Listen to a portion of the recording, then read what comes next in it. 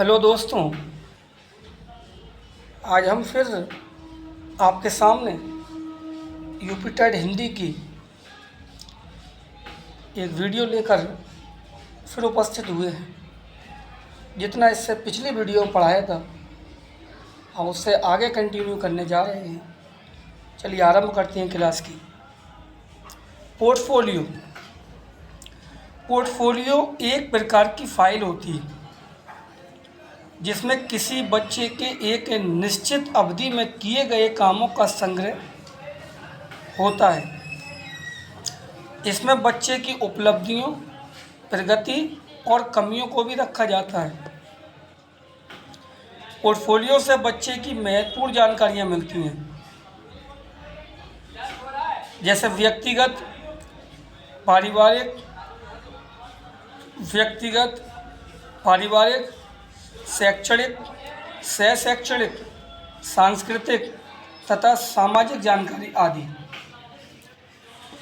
बच्चों के पोर्टफोलियो बनाने का यह उद्देश्य होता है कि इसकी सहायता से उनका मूल्यांकन करना आसान हो जाता है। समग्र एवं सतत मूल्यांकन बच्चों के लिए निःशुल्क और अनिवार्य शिक्षा अधिनियम RTE 2009 के अनुसार CCE को प्रत्येक बच्चे की प्रारंभिक शिक्षा पूरी होने तक लागू किया जाए। CCE में सतत का अर्थ है कि बच्चों के सीखने में कहाँ कमी रह गई है, जिसके आधार पर सीखने में सुधार के लिए शिक्षक उचित समय पर आवश्यक कदम उठा सकता है। साथ में यह भी पता लगा सकता है कि बच्चा सीखने में कहाँ कठिनाई का अनुभव कर रहा है। CCE के दूसरे घटक समग्र मूल्यांकन का अर्थ बच्चे में सर्वांगीण प्रगति के बारे में जानकारी प्राप्त करने से है। उपचारात्मक शिक्षण निदानात्मक शिक्षण के बाद आता है, क्योंकि नैदानिक परीक्षण के द्वारा पहले छात्रों की अधिगम में होने वाली कठिनाइयों की जानकारी प्राप्त की जाती है और उसके बाद उपचारात्मक शिक्षण के द्वारा उन्हें दूर करने का प्रयास किया जाता है। उपचारात्मक शिक्षण का महत्व बच्चों के सीखने के दौरान आने वाली कठिनाइयों को दूर करने का प्रयत्न किया जाता है। बालकों की क्षमता को सही दिशा में मोड़ने में सहायता मिलती है। बालकों की व्यक्तित्व संबंधी समस्याओं का निराकरण हो जाता है। उपचारात्मक शिक्षण से बच्चों के आत्मविश्वास में वृद्धि होती है। छात्रों द्वारा की जाने वाली त्रुटियों में सुधार के साथ साथ भविष्य में होने वाली त्रुटियां से भी बचाव हो जाता है। शिक्षण रोचक, उद्देश्यपूर्ण व प्रभावशाली बनाने में सहायता मिलती है।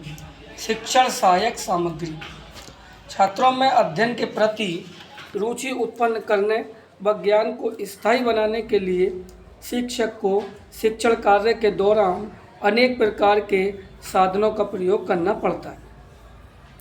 अतः जो भी साधन छात्रों के अधिगम में सहायक होते हैं वे सहायक सामग्री या शिक्षण अधिगम सामग्री कहलाती हैं।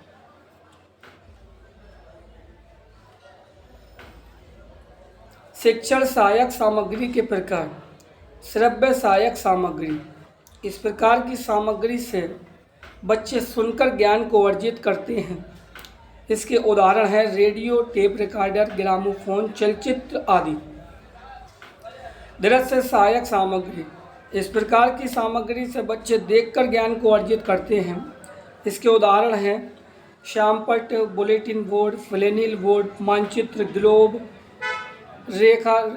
रेखाचित्र, चित्र, cartoon, model, poster, slides, film strips आदि। श्रव्य दृश्य सहायक सामग्री इस प्रकार की सामग्री से बच्चे एक साथ सुनकर और देखकर ज्ञान को अर्जित करते हैं। इसके उदाहरण हैं मोबाइल फ़ोन, टेलीविज़न, कंप्यूटर, चलचित्र, नाटक आदि। क्रिया सहायक शिक्षण सामग्री क्रिया सहायक शिक्षण सामग्री के द्वारा प्राप्त ज्ञान वास्तविक होता है। इनके द्वारा नई नई चीज़ों का अध्ययन किया जाता है इससे बालकों को व्यक्तिगत अनुभव की प्राप्ति होती है।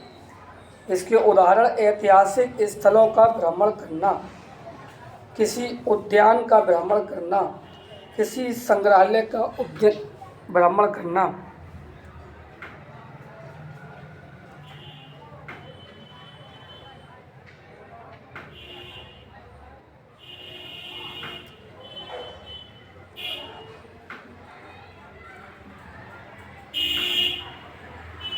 साथियों, इस वीडियो को हम यहीं समाप्त करते हैं, क्योंकि अब आगे गद्यांश और पद्यांश आ गए, उनका अध्ययन कराएंगे। इस वीडियो को यहीं समाप्त किया जाता है। वीडियो देखने के लिए बहुत बहुत धन्यवाद।